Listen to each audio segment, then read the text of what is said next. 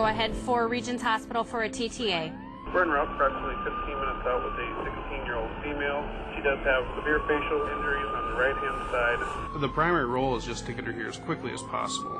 Copy, thanks. You're 15 minutes out of Regions for a TTA.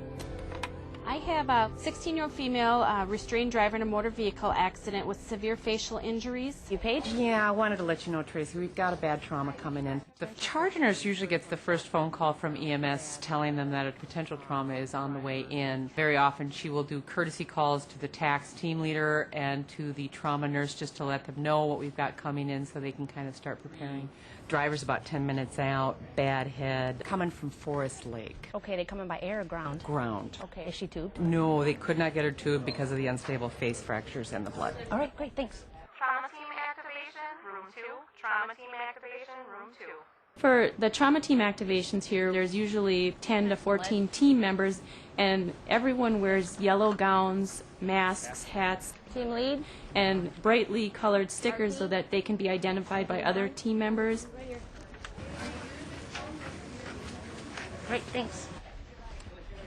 We worked for a long time to try to stabilize her airway, and truly when we got here, her airway was still not stabilized. Okay, here they come. When we get here, we're basically the eyes and ears to the scene and what happened. We have to relay to the trauma team and specifically the doctor that we're giving report to. We have a 16-year-old female. Upon arrival, she was GCS of 6. Intubation was attempted but unsuccessful. Why wasn't it successful?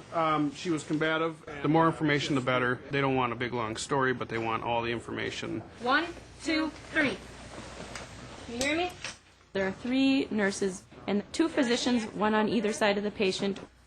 There's a respiratory therapist, an x-ray technician, and then a team leader who is another physician who actually coordinates the whole trauma team activation. There are usually 2 or 3 emergency department technicians who are able to get supplies, run for blankets, help coordinate tests. Get her on the monitor. Can you open your eyes for me?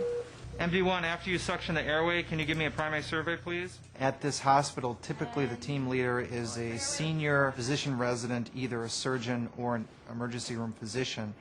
The team leader acts as a manager for all the other members of the team. Airways patent after suctioning. We had bilateral breath sounds equal. The team leader can make or break it. You need somebody who has a real good grasp of where everything is in the time frame. You need to have somebody who is good at delegating. You need to have somebody who is good at directing. What do we have for IVs? We have an 18 gauge in the left AC. Within the primary survey, there's A, B, C, D, and E. Airway, breathing, circulation. Then after the primary survey, a decision is made about intubating the patient depending on their level of consciousness. All right, can you talk to me? Can you hear anything? After that, we get vital signs, make sure that there's IV access. Blood pressure 112/69. Got it. It's chaos, but it's organized chaos. Everyone has their role. Everyone knows what they have to do. I always go on the right. If a person comes in and there's nothing to do on the right, I will come to the left to help, but I usually, when my job is done and they're very stable, I will back away. And you want to make sure that all the systems are being covered by everybody. So what are we missing? Okay, let's get ready to intubate. Can I get 20 of etomidate and 100 of sucks, please? 20 of etomidate and 100 of sucks.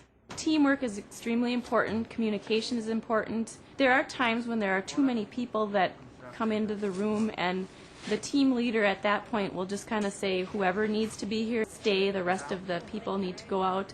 18 gauge in the right AC. I have the RSI meds ready when you're ready.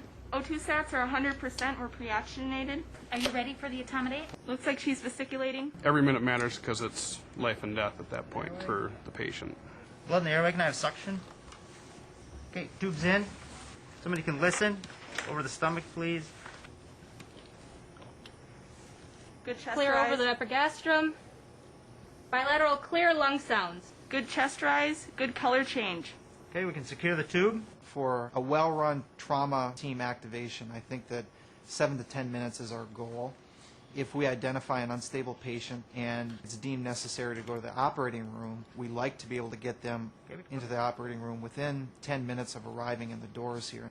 Okay, tube secure. If we can put back the C-collar. We try to do things as quickly as possible, but making sure that we follow our standards of care. Let's expose her. Can I get a secondary survey? We have unstable mid-face. We have the C-collar on. Chest wall is stable. With everybody cooperating, with everybody doing their part, it can go very, very smoothly. Input from the team to the team leader is vitally important, and he cannot continue to direct the team without that input coming in. Can we get 4 milligrams of morphine, please? X-ray, chest and pelvis, please. Can we clear the chest? Okay, MD2, can we get an unstable trauma panel with 2 units? Let's do a fast exam, and do we have an OG tube? Every person has their role. Every person knows what their role is. And so it just works like a fine-tuned machine. I got the blood. Okay, OG's in, if somebody can listen. Good placement. Okay, what does the fast exam look like? Fast is negative. Okay, can we get a Foley in? Got it. And what films do you need? Okay, for CT, we need a head. I think the 2 key points are communication and knowing what role you play. You have to work together. Things just don't get done. There are many things happening at once. Lumbar reconstructions, and if we get a chest, it'll be thoracic. Sounds good. Do you want something for sedation? Yeah, let's give her 2 of Versed. 2 of Versed.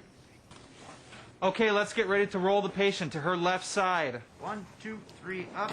Everyone knows what they're doing, and they're appropriately communicating what they're finding or what they're doing to the team leader and recorder, and then I think that's the key to running the trauma team activations. All right, let's roll back. Okay, back. 1, 2, 3. Okay, we need to get the patient ready for transport. CT's ready. Okay, let's get the portable monitor. Side rails up and move the patient. Can I get a set of vital signs? Blood pressure 120 over 78. Foley's in. Okay. Chest x-rays up. Okay, chest x-ray has a widened mediastinum, so can we please add a chest CT to the CTs and get a thoracic reconstruction? You bet. Okay, we're going to CT. The tetanus is up to date. Okay. Essentially, our trauma program has been in effect since 1993. So we've had many years of practice fine-tuning things. Okay, so I'm going to CT. Last set of vitals, blood pressure 120 over 78, pulse 67. 4 milligrams morphine about 15 minutes ago, 2 milligrams Versed about 10 minutes ago.